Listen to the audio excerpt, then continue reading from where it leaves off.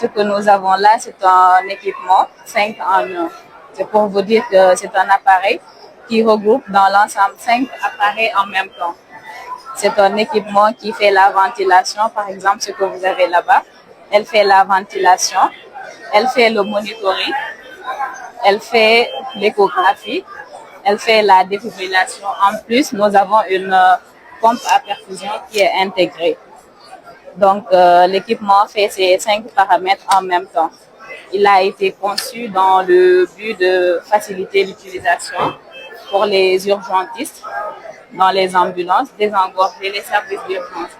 Par exemple, pour éviter qu'il y ait beaucoup d'encombrements au niveau des services d'urgence, au lieu d'avoir 5 équipements qui sont éparpillés un peu partout, ça fait beaucoup de fils et beaucoup de paramètres à gérer. Tu as tous ces équipements au niveau d'un seul écran et tu peux le manipuler facilement.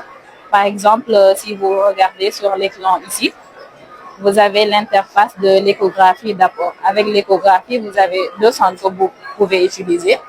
Une sonde linéaire et une sonde convexe aussi pour les examens d'écho superficiels. Mis à part ça, vous avez, si j'éteins ça, vous avez une partie pour la défibrillation.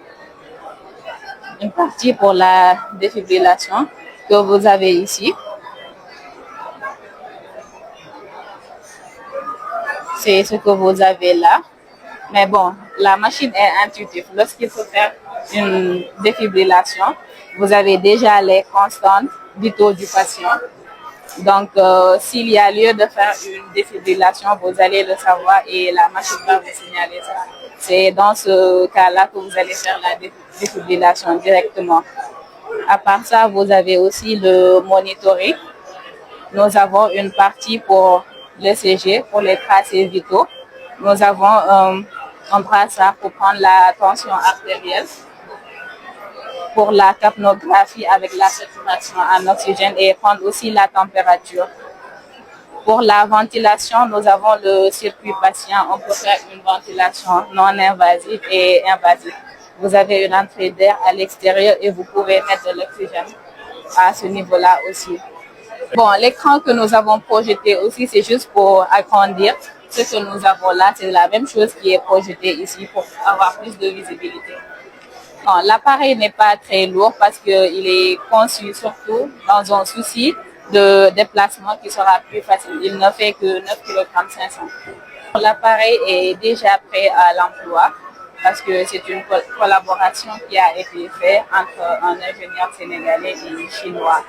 Donc, ils ont déjà commencé à l'utiliser en Chine dans certains hôpitaux et il y a toutes les certifications qui ont été validées à leur niveau. D'accord. Ce que nous attendons par rapport aux autorités, c'est qu'ils essaient de voir les qualités que nous avons au niveau de l'équipement.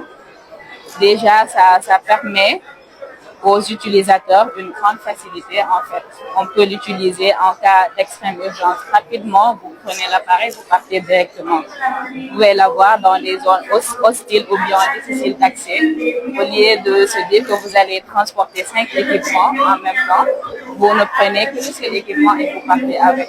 Vous pouvez vous déplacer peut-être en voiture. Sinon, vous pouvez le porter directement et y aller au cas où une route serait barrée ou bien quelque chose comme ça. Donc, nos attentes, c'est plutôt qu'ils essaient d'adhérer au produit.